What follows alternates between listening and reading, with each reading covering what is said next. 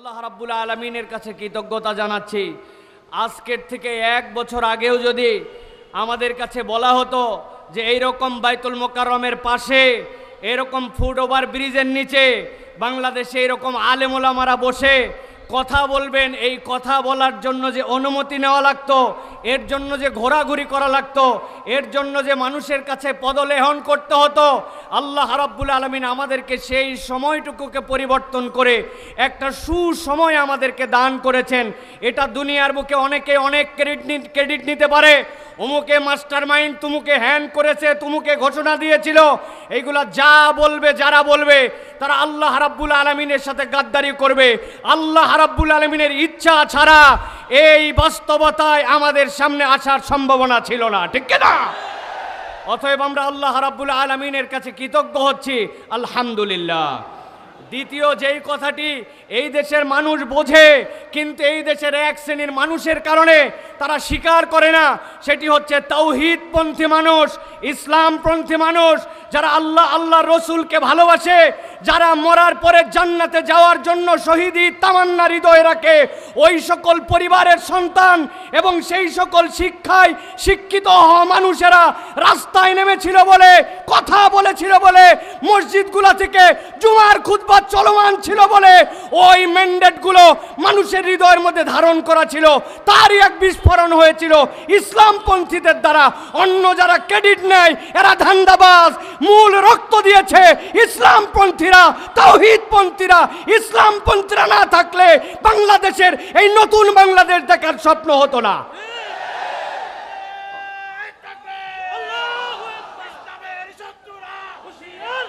আমি সংক্ষিপ্ত সময় আমি আপনাদের কাছে গরম কোনো কথা বলতে চাই না, শুধু বাস্তবতার আলোকে আপনাদের কাছে বলতে চাই। আজকে আমাকে একটা নির্ধারিত পয়েন্টের উপরে সংক্ষিপ্ত সময় কিছু কথা বলার জন্য আমাকে নির্দেশনা দেওয়া হয়েছে।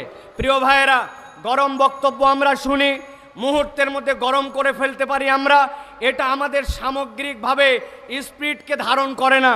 যদি আমরা হৃদয় থেকে ইসলামের একটা চেতনা লালন না করি, তাহলে আমাদের মধ্যে ডান বাম, সামনে পিছনে, উপর নিচ বিভিন্ন দিক থেকে ষড়যন্ত্র আসবে, শয়তানের বাধা আসবে, আমরা সেই সময় টিকে থাকতে পারবো না।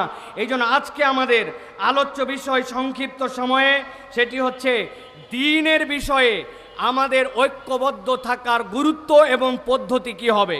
এখানে একজন লোক যদি হাত তুলে আমাকে বলেন যে হুজুর, দ্বীনের বিষয়ে, ইসলামের বিষয়ে, ইমানের বিষয়ে, তাওহীদের বিষয়ে, আল্লাহ রসুলের বিষয়ে আমাদেরকে ঐক্যবদ্ধ থাকতে হবে, এই ঐক্যবদ্ধ থাকার প্রয়োজন নাই, অথবা ঐক্যবদ্ধ থাকতে হবে, এইটা আমি বুঝি না। আমি বিশ্বাস করি এখানে একজন লোক নাই যে বলবে যে ঐক্যবদ্ধ থাকার দরকার নাই। এরকম কোনো লোক আছে ভাই? একটু আওয়াজ দিয়েন ভাইজান, আছে ভাই? নাই। কিন্তু আমার যে বিষয়টি আপনাদের কাছে উপস্থাপনে সংক্ষিপ্ত সময়ে 6টা পয়েন্টের আলোকে করতে চাই, সেটি হচ্ছে ঐক্যবদ্ধ থাকার গুরুত্ব আমরা বুঝি, কিন্তু ঐক্যবদ্ধটা থাকবো কেমনে? আমাদের মধ্যে তো মুহূর্তে মুহূর্তে ফাটল ধরে যায়, অমুকে অমুকের কাছে বিক্রি হয়ে যায়, তুমুকের কাছে বিক্রি হয়। এই দেশে কথা আছে, আগের রাত্রে 1 কাপ চা আর একটা বিড়ির কাছে বাঙালি তার ভোট বিক্রি করে দেয়, ঠিক কিনা? এই জন্য আমরা বলতে চাই প্রিয় ভাইয়েরা, দ্বীনপন্থী মানুষেরা, ইসলামপন্থী মানুষেরা যদি এইটা অনুভব করে কেমনে আমরা ঐক্যবদ্ধ থাকব, তাহলে আমাদের জন্য এই কার্যকারণগুলা খুঁজে খুঁজে যদি গ্যাপ আসে, সেইটার বাহিরে আমাদের নিজেদের পথ চলাকে আমরা তখন মসৃণ করে নিতে পারবো। ছোট্ট একটা উদাহরণ দিয়ে আপনাদের কাছে কথায় ঢুকি। আপনি যদি জানেন এই রাস্তাটিতে আপনি রওনা হয়েছেন, সামনে রাস্তার কনস্ট্রাকশনের কাজ চলতেছে, ওই জায়গায় একটা গর্ত আছে, কিছু দূর যাওয়ার পরে রাস্তার মুখটা চিকন হয়ে গেছে, আপনার টাইমটা বেশি লাগবে। আপনার কাছে যদি এই তথ্যগুলি জানা থাকে, তাহলে আপনি রাস্তা নির্বাচনের সময় আপনি বুঝে সুঝে হাঁটবেন। এখন শয়তান আমার জন্য কোন কোন ঘাঁটিতে ফাঁদ পেতে রেখেছে, আমি আল্লাহকে পছন্দ করি, রসুলকে পছন্দ করি, ইসলামকে পছন্দ করি, কিন্তু আমি ফাঁদ চিনি না। এখন আমাদের অবস্থা হয়ে গেছে, আমরা সকলেই একটা ঝুলের মধ্যে চলতেছি, কিন্তু ডেপথলি আমাদের এই বিষয়গুলো আমরা অনুভব করছি না। আমি এই জন্য খুব সংক্ষিপ্ত সময়ে আপনাদের কাছে 6টা পয়েন্ট বলবো, সর্বোচ্চ হয়তো 3, 6, 18 মিনিট লাগতে পারে। আমার সময়ের মধ্যে আমি ইনশাল্লাহ শেষ করে দিব। 1 নম্বর প্রিয় ভাইরা যে বিষয়টি, সেটি হচ্ছে আল্লাহ রাব্বুল আলামিন সূরা আলে ইমরানের 103 নম্বর আয়াত, যেটা আমি তেলাওয়াত করেছি, সেখানে ঐক্যবদ্ধ থাকার গুরুত্বের কথা বলেছেন। এটা আমরা সকলেই কম বেশি জানি। ওয়াতাসিমু বিহাবলিল্লাহি জামিআন ওয়া লা তাফাররাকু, এটা আল্লাহর কথা। কিন্তু এর পরের আয়াতে কারিমার সাথে আল্লাহ রাব্বুল আলামিন 4টা দিকের কথা মুসলমানদের জন্য উল্লেখ করেছেন। আল্লাহ রাব্বুল আলামিন বলেছেন, শোনো, আমি আল্লাহ রাব্বুল আলামিন তোমাদেরকে বললাম তোমরা একতাবদ্ধ হয়ে থাকো, কখনো তোমরা বিভক্ত হয়ো না, তোমরা আল্লাহর রজ্জুকে ধরে রাখো। তবে জেনে রাখো, ওয়াজকুরু নি'মাতাল্লাহি আলাইকুম, তোমার এই একতা থাকবে না যদি তুমি আল্লাহ রাব্বুল আলামিনের নিয়ামতের কৃতজ্ঞতা আদায় না করো। আমরা বিগত 1 বছরের বাংলাদেশে আমরা দেখতে পাই, যখনই বিপদে পড়ে, যখনই ইন্টারিমের নানান ধরনের ঝামেলায় পড়ে, তখনই একদল ইসলামপন্থীদেরকে কাছে নেওয়ার জন্য তখন একতার ঘোষণা দেয়। আবার বিপদ কেটে গেলে ইসলামপন্থী আর হুজুরদেরকে পছন্দ হয় না। এটা আপনারা দেখেছেন না? এটার কারণ কি? এটার কারণ হচ্ছে আল্লাহ রাব্বুল আলামিনের নিয়ামতের শুকরিয়া নাই। যেই বান্দারা আল্লাহ রাব্বুল আলামিনের নিয়ামতের কৃতজ্ঞ হবে না, ওই বান্দাদের মুখ দিয়ে ফেক একতার কথা আসবে, মূল একতা তাদের মধ্যে থেকে আসবে না। আল্লাহ রাব্বুল আলামিন এরপরে বলেছেন, ইজ কুনতুম আদান ফাআল্লাফা বাইনা কুলুবিকুম ফাসবাহতুম বিনি'মাতিহি ইখওয়ানা। আমার সাথে আপনার অন্তরের জোর, আমার সাথে আপনার অন্তরের ভালোবাসা, এইটা মানুষের হাতে অন্তরের নিয়ন্ত্রণ নাই। অন্তরের নিয়ন্ত্রণ করতে আল্লাহ। বান্দা যদি ইন্টেনশন রাখে যে আমি এক এবং নেক হয়ে চলবো, তাহলে অন্তরকে জুড়াই দিতে পারেন আল্লাহ। অতএব আল্লাহ রাব্বুল আলামিনের কাছে নিজেকে ন্যস্ত না করলে, নিজের নিয়তকে পরিষ্কার না করলে, নিজের ডেস্টিনেশন কোন জায়গায় এটা যদি ক্লিয়ার না থাকে, তাহলে দুনিয়ার পথ, পদবি, লোভ, স্বার্থ এইগুলোর জন্য সাময়িক ঐক্য হতে পারে, কিন্তু মৌলিক ঐক্য কখনো হবে না। এই জন্য আপনার নিয়তকে সবার আগে বিশুদ্ধ করতে হবে। আমরা খোলাফায়ে রাশিদিনের সেই খেলাফতকে এই দেশের মধ্যে দেখতে চাই। আমরা আল্লাহ রসুলের আইন অনুযায়ী দেশের প্রতিটা ঘর শাসিত হবে সেইটা দেখতে চাই। আল্লাহ রসুলের অনুশাসনের নিয়ম অনুযায়ী এই দেশ শাসিত হবে এই স্বপ্ন দেখতে চাই। হতে পারে সেটা 5 বছর পরে, হতে পারে সেটা 500 বছর পরে, কিন্তু ইমানদারের ইন্টেনশন যদি পরিষ্কার হয়, আল্লাহ রাব্বুল আমিন তার কাজের মধ্যে বরকত দিবেন, ঠিক কি না? অতএব এইটা হচ্ছে একটা গুরুত্বপূর্ণ জিনিস প্রিয় ভাইরা। আমি এই জন্য আপনাদের কাছে এই প্রথম পয়েন্টে বলবো, প্রিয় ভাইরা, আল্লাহ রাব্বুল আলামিনের রজ্জুকে আঁকড়ায় ধরতে হবে। আল্লাহ রাব্বুল আলামিনের রজ্জুকে আঁকড়ানোর ক্ষেত্রে 2টা জিনিসকে গুরুত্ব দিতে হবে, অন্তরের মালিক আল্লাহ আর আল্লাহর নিয়ামতের কৃতজ্ঞতা আদায়। বান্দা যদি আল্লাহর নিয়ামতের কৃতজ্ঞতা আদায় করে আর এই অন্তর আল্লাহ ঠিক করে দিতে পারেন, এই নিয়তকে সামনে রেখে নিয়ত সহি করে চলে, তাহলে আমাদের ঐক্য টিকে থাকবে। নচেত নানান ঢেউ আর বাতাসে এসে আমাদের ঐক্যকে খেয়ে ফেলতে পারে। প্রিয় ভাইয়েরা, আমরা যদি দেখি ঐক্য করার উপায় কি, আমাদের সালফে সালেহিনরা বলেছেন 5টা বিষয়ের উপর আমাদের ঐক্য হতে পারে। কয়টা বলেছি? সবাইকে বলতে হবে কয়টা? 5টা। ভালো করে খেয়াল করেন। 1 নম্বর, আকীদা এবং মৌলিক বিষয়ে আমাদেরকে সব সময় এক হয়ে থাকতে হবে। 2 নম্বরে, আল্লাহ এবং তার রাসূল সাল্লাল্লাহু আলাইহি ওয়াসাল্লামের কথাকে প্রাধান্য দিতে হবে। আল্লাহ রসুলের কথার উপরে আপনার কোনো বক্তব্য থাকতে পারে না। আল্লাহ এবং তার রসুলের কথাই শেষ কথা, এইটার উপরে আমাদের ঐক্যে আসতে হবে। 3 নম্বরে প্রিয় ভাইয়েরা, পরস্পরের ভুল ক্ষমা করা এবং খুঁত না ধরা। আমরা কেউ একটু কিছু করলেই তার ভুলকে বড় করে হাইলাইটস করে দেই, ছোট্ট একটু বিষয়কে ফুলায়া ফাঁপায় আমার স্বার্থের বিরুদ্ধে গেলে ব্যাপক করে দেখায়। ভুলকে বড় করে দেখানো যাবে না, এটা শয়তানের ধোঁকা। 4 নম্বর যেটা বলবো, উম্মার বৃহত্তর স্বার্থকে আপনার সবসময় প্রাধান্য দিতে হবে। উম্মার স্বার্থ যদি আপনি না দেখেন, তাহলে কখনো এই ঐক্য ভিত্তি প্রস্তর তার মজবুত হবে না। সর্বশেষ, শয়তানের ফাঁদ আছে 3টা, হিংসা, অহংকার আর গীবত। হুজুরদেরকে নামাজ থেকে দূরে রাখতে পারে না, হুজুরদেরকে দিয়ে মিথ্যা কথা বলাতে পারে না, হুজুরদেরকে দিয়ে চুরি করাতে পারে না, হুজুরদেরকে দিয়ে বিভিন্ন ধরনের অন্যায় অপকর্ম করাতে পারে না, কিন্তু ইসলামপন্থীদেরকে দিয়ে শয়তান 3টা কাজ সুন্দর করে করায়। একটা হিংসা করাবে, আরেকটা অহংকার করাবে, আরেকটা গীবত করাবে। আপনার কাজ দেখে আপনার মনে হবে না, আমি যা কাজ করতেছি অন্যরা কিছুই করতেছে না, আপনার নিজের মধ্যে একটা লেভেলে উঠাবে। শয়তান যেইটা ঢুকছে এইভাবে আমাদের ঐক্যকে বিনষ্ট করে দেয়। অতএব এই ফাঁদগুলা থেকে আমাদের বেঁচে থাকতে হবে। 1 নম্বর পয়েন্ট সংক্ষিপ্তভাবে এইটুকু প্রিয় ভাইরা। এবার চলেন 2 নম্বরে, আমাদের ঐক্যের ভিত্তি এবং আমরা ঐক্যকে কিভাবে ধারণ করে রাখতে পারি। 2 নম্বর হচ্ছে নবী সাল্লাল্লাহু আলাইহি ওয়াসাল্লাম একটা ঐক্যের নমুনায় সমাজ গড়েছিলেন, সেটা ছিল মদিনার সমাজ। আমরা যদি খুব গভীরভাবে লক্ষ্য করি তাহলে দেখব রাসূলুল্লাহ সাল্লাল্লাহু আলাইহি সাল্লাম মুহাজির এবং আনসারদের মধ্যে একটা চমৎকার সমন্বয় ঘটিয়েছিলেন। কেমন সমন্বয় ঘটিয়েছিলেন? যে মুহাজিররা যখন এসেছিলেন, আনসাররা নিজেদের বাড়ির অর্ধেকটুকু দিয়ে দিয়েছেন, বলেছেন ও আমার ভাই, আমার স্ত্রী 2 জন আছে, একজনকে আমি তালাক দিয়া আপনার সাথে বিয়ে করায় দিব, আমার সম্পদ অর্ধেকটুকু আপনাকে দিয়ে দিব। এই ঘটনা কি আমরা জানি ভাই? কথা বলেন, জানি কি আমরা ভাই? আওস এবং খাজরাজ নামে 2টা শত্রুতা ভাবাপন্ন 1000 বছর ধরে সংগঠন ছিল, যারা একজন আরেকজনের রক্তকে হালাল মনে করত। নবীজি সাল্লাল্লাহু আলাইহি ওয়াসাল্লাম আসার পরে এই 2 জনের মধ্যে বন্ধুত্ব ঘটায় দিয়েছিলেন। আপনারা কি এই ঘটনা জানেন ভাই? কিন্তু কোনোদিনকে ভেবে দেখেছেন যে এই যে বড় বড় ঘটনাটা ঘটলো, এই ঐক্যটার ভিত্তি কি ছিল? কিসের ভিত্তিতে ঐক্যটা রাসূলুল্লাহ সাল্লাল্লাহু আলাইহি ওয়াসাল্লাম করিয়েছিলেন? রাসূলুল্লাহ সাল্লাল্লাহু আলাইহি ওয়াসাল্লামের সিরা এবং হাদিসের বিশ্লেষণে বোঝা যায় 3টা বিষয়কে সামনে রেখে রাসূল সাল্লাল্লাহু আলাইহি ওয়াসাল্লাম এই কঠিন বাস্তবতার মধ্যেও একটা ঐক্যের সমাজ প্রতিষ্ঠিত করেছিলেন। 1 নম্বর, আল্লাহর প্রতি ঈমান। আল্লাহর প্রতি যদি বিশুদ্ধ ঈমান না থাকে, ওই ঐক্য আপনি যতই ঐক্যের কথা বলেন, ওই ঐক্যের গোড়ার মধ্যে গন্ডগোল থাকবে, ওই ঐক্য কখনো কার্যকর ঐক্য হবে না। 2 নম্বরে যেটা প্রিয় ভাইরা, সহানুভূতিশীল অন্তর। আজকের ইমানদার আমরা যারা সহানুভূতিশীল অন্তর না, রুড়ো যত, গরম যত, যে যত কাঠখোট্টা, আমরা মনে করছি তত বোধহয় ইমানদারদের পারফরমেন্স। অথচ জেনে রাখেন রাসূলুল্লাহ সাল্লাল্লাহু আলাইহি ওয়াসাল্লামের ব্যাপারে কোরআন মজিদের কোথাও বলা নাই নবীজি সাল্লাল্লাহু আলাইহি ওয়াসাল্লাম অনেক সুন্দর একজন নামাজ আদায়কারী ছিলেন, অথচ নবীর থেকে সুন্দর সালাত কেউ আদায় করতে পারবে না। নবীজির ব্যাপারে পুরা কোরআনে কোথাও বলা নাই নবীজি খুব সুন্দর যাকাত আদায়কারী ছিলেন, অথচ নবীর থেকে বেশি দান সাদাকাকারী কেউ ছিল না।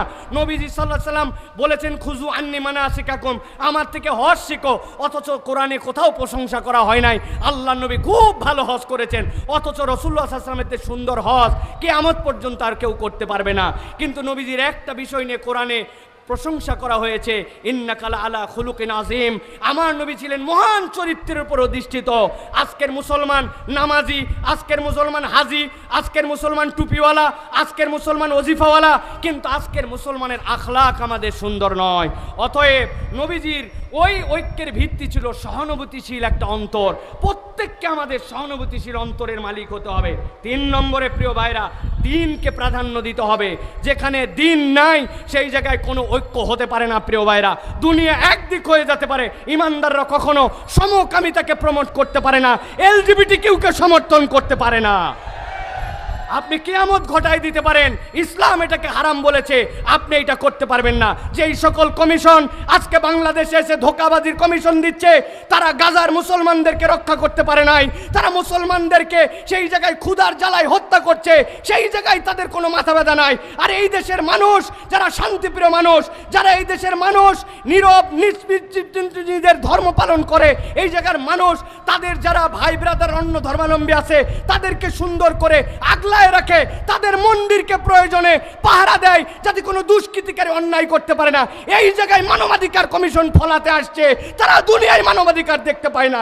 এই বিষয় ইমানের প্রশ্ন, এটাতে ইমানদার কখনো এক হতে পারে না, ঠিক না প্রিয় ভাইরা? অতএব বলবো 2 নম্বর বিষয় এটা, যে আমাদেরকে মনে রাখতে হবে নবীজি সাল্লাল্লাহু আলাইহি ওয়াসাল্লামের আদর্শ হবে আমাদের ঐক্যের ভিত্তি। মনে থাকবে এটা, দুনিয়ার কোনো আদর্শ আমাদের ঐক্যবদ্ধের ভিত্তি হতে পারে না। এই ভিত্তিতে ঐক্য হলে, এই ঐক্য আল্লাহ রাব্বুল আলামিন ফাআল্লাফা বাইনা কুলুবিকুম, আল্লাহ অন্তরের মধ্যে জুড়াই দিবেন, শয়তান আর ওখানে ঢুকতে পারবে না ইনশাআল্লাহ। এটা হলো 2 নম্বর প্রিয় ভাইরা। নবী করিম সাল্লাল্লাহু আলাইহি ওয়াসাল্লামের একটা হাদিস বলি, আপনারা জানেন, বুখারীর হাদিস। আল্লাহ নবী বলছেন আল মুমিনু লিল মুমিনি কাল বুনিয়ান ইয়াশুদ্দু বা'দাহু বা'দা। একটা বিল্ডিং যেরকম ইটের পরে ইট গেথে তারপরে সেটা একটা স্ট্রাকচারে দাঁড়ায়, একটা মুমিন আরেকটা মুমিন হচ্ছে এরকম বুনিয়ান।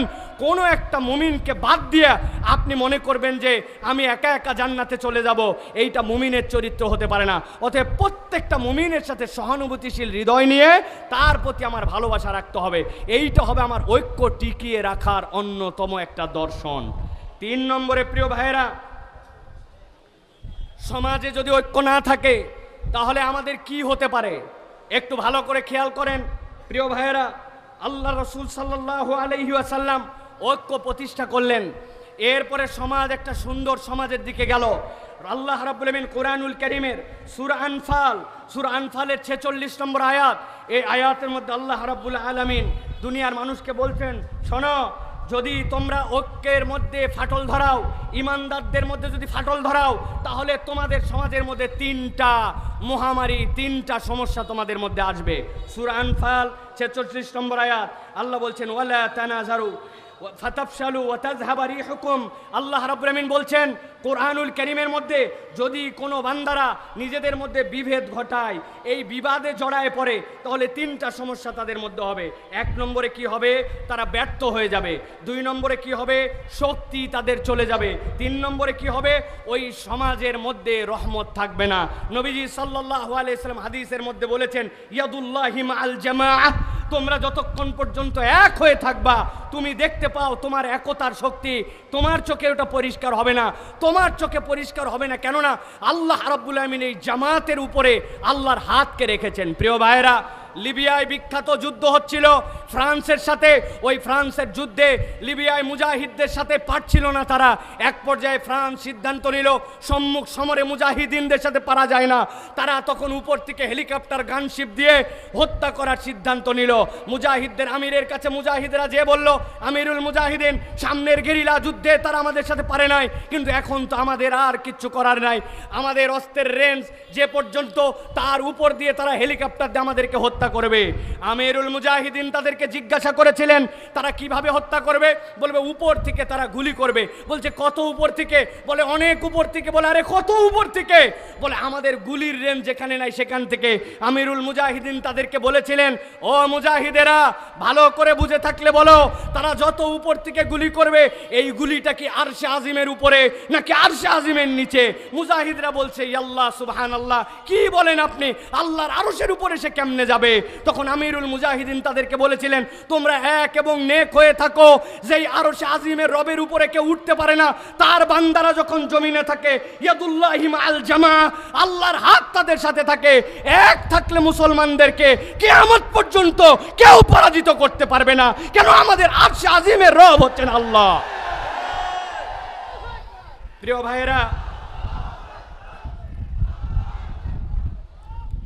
ভাইয়েরা, এই জন্য আমি বলবো, সংখ্যায় আমরা কম হতে পারি, লোকজন আমাদেরকে বলতে পারে কোথায় তোমাদের লোক? আমাদের লোক বেশি দরকার নাই।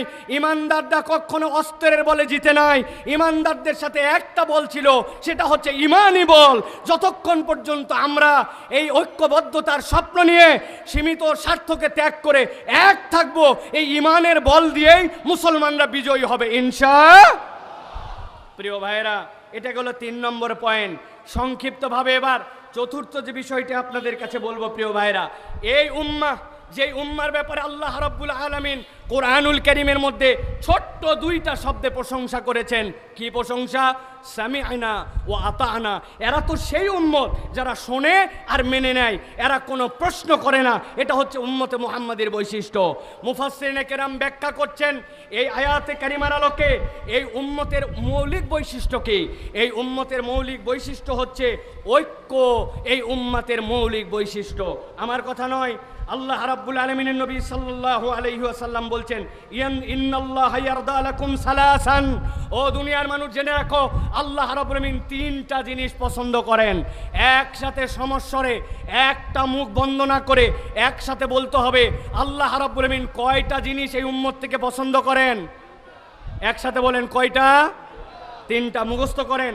1 নম্বরে আনতা'বুদুহু ওয়া লা তুশরিকু বিহি শাইআ, আল্লাহ পছন্দ করেন উম্মতে মুহাম্মাদি আল্লাহ ছাড়া কারো ইবাদত করবে না, আল্লাহর সাথে কাউকে শিরিক করবে না।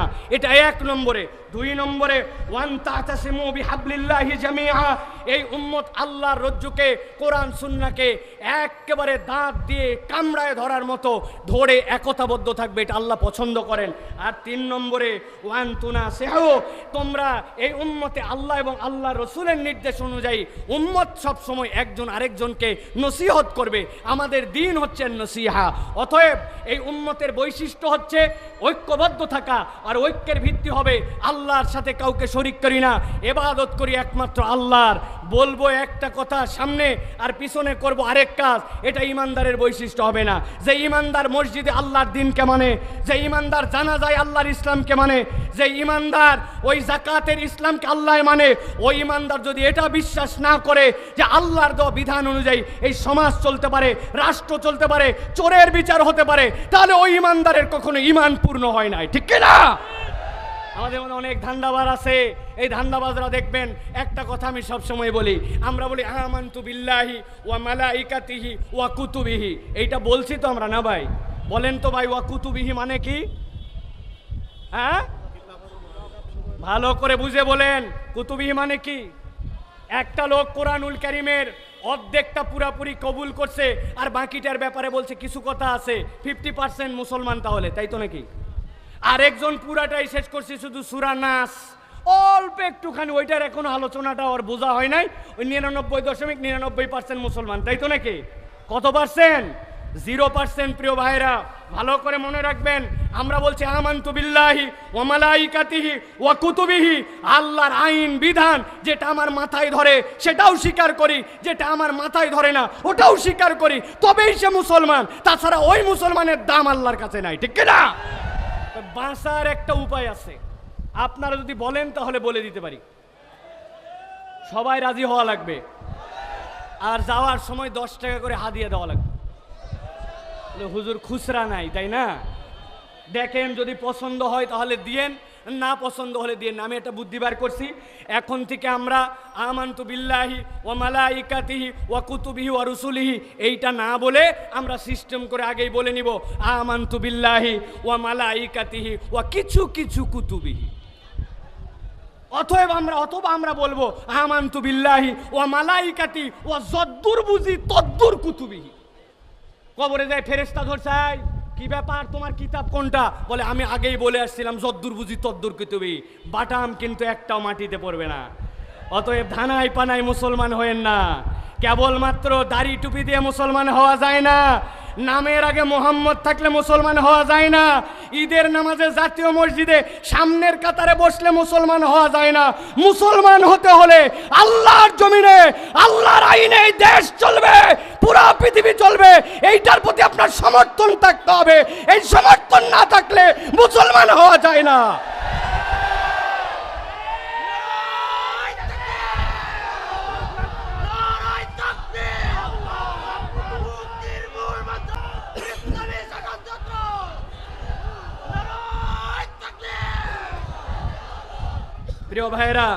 প্রিয় ভাইরা, মূল পয়েন্টে আসি। যে মূল পয়েন্টে আসি, এবার আমাদের এই ঐক্যকে কিভাবে বিভক্ত করে ফেলে শয়তান, তার সংক্ষিপ্ত 3 মিনিটে 3টা দিক নির্দেশনা দেয় আপনাদের কাছে। শয়তান আমাদের জন্য এই সকল ঐক্যের ক্ষেত্রে কিভাবে বিভক্তি ঘটায়, এটা আমার কথা নয়। আল্লাহ রাব্বুল আলামিন সূরা ইসরা তথা সূরা বানী ইসরাইল এর আল্লাহ রাব্বুল আলামিন 53 নম্বর আয়াতের মধ্যে বলছেন, ওয়া কুল্লি ইবাদি ইয়াকুলুল্লাতী ওয়াহিয়া আহসান। হে আমার নবী, আপনি আপনার উম্মতকে বলে দেন, উম্মত মুখ যেন যেখানে ইচ্ছা সেখানে ব্যবহার না করে। সে যদি কথা বলে তাহলে উত্তমটাই যেন বলে। আল্লামা তকি উসমানী সাহেব তার তাফসিরের ভিতরে বলেছেন, উত্তম কথা কেবলমাত্র মুসলমানের সাথেই নয়, নন মুসলমান সকলের সাথে মুসলমান তার কথাটা যেন সুন্দর করে কথা বলে। আমাদের যত ঝামেলা তার মূল হচ্ছে আমাদের মুখ, ঠিক না ভাই? হুজুর এক কথা বলে আমি এক কথা বলি, হুজুরের তে এক ঘাট আমি বেশি বুঝি, এরকম আমাদের তবিয়ত দাঁড়াইছে। আল্লাহ বলছেন আপনার উম্মতকে সতর্ক করেন যে সে যদি কথা বলে সুন্দর কথা বলে, ভালো করে পয়েন্ট আউট করেন এইটা।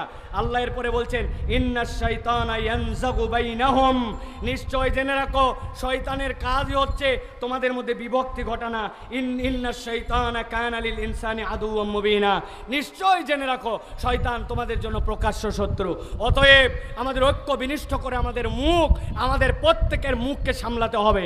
মুখ যদি না সামলায়, মুখ আবার নতুন করে আমরা সামলাই না। এখন আমাদের ফেসবুক আসছে, ইনস্টাগ্রাম আসছে, টুইটার আসছে, ইউটিউব আসছে, ইচ্ছা মতো আমরা আমাদের কথা বলি। অতএব ঐক্য বিনষ্টর জন্য শয়তান এখন মুখকে চালাবে ইমানদারদের, আমাদের মুখগুলাকে সতর্কভাবে ব্যবহার করতে হবে।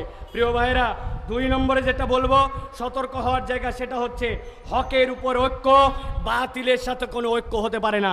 অনেকে আমার এই কথাকে পছন্দ করবেন না, বলে হুজুর বিভিন্ন স্বার্থে আমাদেরকে, না আমার কথা শেষের দিকে। প্রিয় ভাইয়েরা, হকের উপর আমাদের ঐক্য, বাতিলের সাথে আমাদের কোনো ঐক্য নাই। প্রিয় ভাইয়েরা, এটা ভালো করে মনে রাখতে হবে। সাময়িকভাবে অনেক ক্ষেত্রে আমরা মনে করতে পারি যে বাতিল যারা, যাদের সাথে দ্বীনের মৌলিক জায়গায় পার্থক্য আছে, তাদের সাথে বোধহয় আমরা ঐক্যবদ্ধ হতে পারি। এই ঐক্য আমাদেরকে কল্যাণ দিবে না। প্রিয় ভাইয়েরা, আল্লাহ রাব্বুল আলামিন কোরআনুল কারীমের মধ্যে স্পষ্ট বলেছেন, সূরা হুদ 112 নম্বর আয়াত, এখানে সকলের প্রায় মুখস্থ আছে, ফাস্তাকিম কামা উমিরতা ওয়া মান তাবা মাক। আল্লাহ রাসূল সাল্লাল্লাহু আলাইহি সাল্লামকে বলে দেওয়া হয়েছে আপনি ওইটার উপরে মজবুত হন যেটা আল্লাহ রাব্বুল আলামিন আদেশ দিয়েছেন। অতএব আল্লাহ রাব্বুল আলামিনের নির্দেশের বাইরে আমরা কোনো ঐক্যের মধ্যে আসতে পারবো না। এটা আমাদেরকে মনে রাখতে হবে প্রিয় ভাইয়েরা। ওই ঐক্য আমাদের টিকবে না। এই জন্য আমাদের অনেকের মধ্যে তাড়াহুড়া আছে, এত বছরের ডেডলাইন ফিক্স করে আমাকে এই ইসলাম প্রতিষ্ঠিত করে বলতে হবে। আমাদেরকে আল্লাহ রাব্বুল আলামিন এটা জিজ্ঞাসা করবেন না যে তোমরা তোমাদের হায়াতে কেন এতদিনের মধ্যে এই কাজ করতে পারো না। আল্লাহ এটা জিজ্ঞাসা করবেন না। আল্লাহ আমাদের জন্য একটা দয়া করেছেন। আমি অনেক সময় বলি, আল্লাহ কোরআনুল কারীমের মধ্যে বলেছেন আইয়ুকুম আহসানু আমালা। আল্লাহ যদি বলতেন আইয়ুকুম আকমালু আমালা, আমাদের বিপদের কাতার শেষ হয়ে যেত। নামাজে দাঁড়ানোর পরে মন চলে গেছে এদিকে, মন চলে গেছে ওদিকে। আল্লাহ যদি বান্দাকে দাঁড় করায় জিজ্ঞাসা করতেন, এই 2 রাকাত নামাজ কেমনে পড়ছিলি, তোর নামাজ কি পূর্ণ হয়েছে, আমরা আটকায় যেতাম। অথচ আল্লাহ দয়া করে বলেছেন আইয়ুকুম আহসানু আমালা, তোমাদের মধ্যে উত্তম প্রচেষ্টাটা কে করতে পারে, আমার কাজ হচ্ছে চেষ্টা করা। আস-সা'য়ু মিন্না ওয়াল ইতমামু মিনাল্লাহ। অতএব আমাদের মধ্যে কোনো তাড়াহুড়া থাকবে না। ওই তাড়াহুড়া ঐক্যের ক্ষেত্রেও হিসাব করে আপনাকে আগাতে হবে। কে ইসলামের বন্ধু, কে ইসলামের শত্রু, কে দুনিয়াবি সীমিত স্বার্থে এখন মুসলমানদের সাথে গলায় গলায় মিলাইছে, আবার সুযোগ পাইলে পিছন দিয়ে ছুরি চালায় দিবে, এইটা হিসাব করে চলতে হবে। এই জন্য প্রিয় ভাইরা, হকের উপরে ঐক্য হবে, কোনো বাতিলের সাথে ইসলামপন্থীদের কোনো ঐক্য হতে পারে না। প্রিয় ভাইরা, সর্বশেষ যে পয়েন্ট আপনাদের কাছে বলবো প্রিয় ভাইরা, এইটা খুবই সেন্সিটিভ এবং হৃদয় দিয়ে ধারণ করার পয়েন্ট।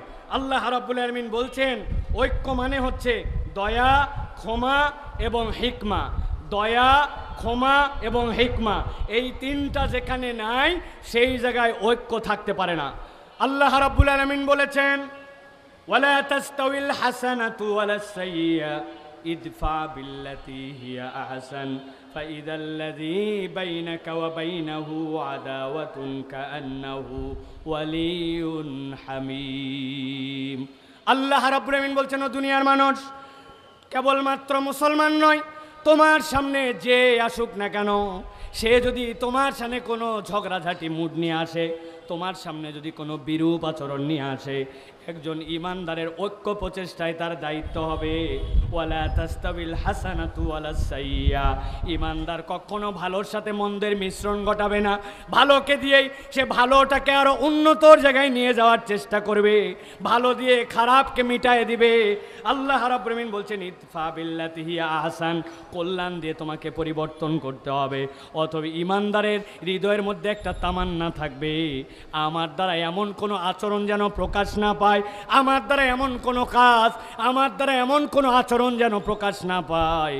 এই বৃহত্তর উম্মার ঐক্যের ক্ষেত্রে সেইটা যেন একটা ফাটল বা একটা চিহ্ন না হয়। আমি মনে করছি হয়তো তা আমার তো এই ছোট্ট কাজ, এই কাজের এমন কি ভ্যালু আছে, কিন্তু বুনিয়ান উম্মার সুস, আমি ওই মহা বিল্ডিংয়ের একটা পার্ট, সেটা একটা ধূলিকণা হতে পারে, ইমানদারের এই ফিলিংস তার মধ্যে থাকবে। এই জন্য আমি বলবো প্রিয় ভাইরাই, ঝগড়াই নয় হিকমায় ঐক্য গঠন আমাদেরকে করতে হবে।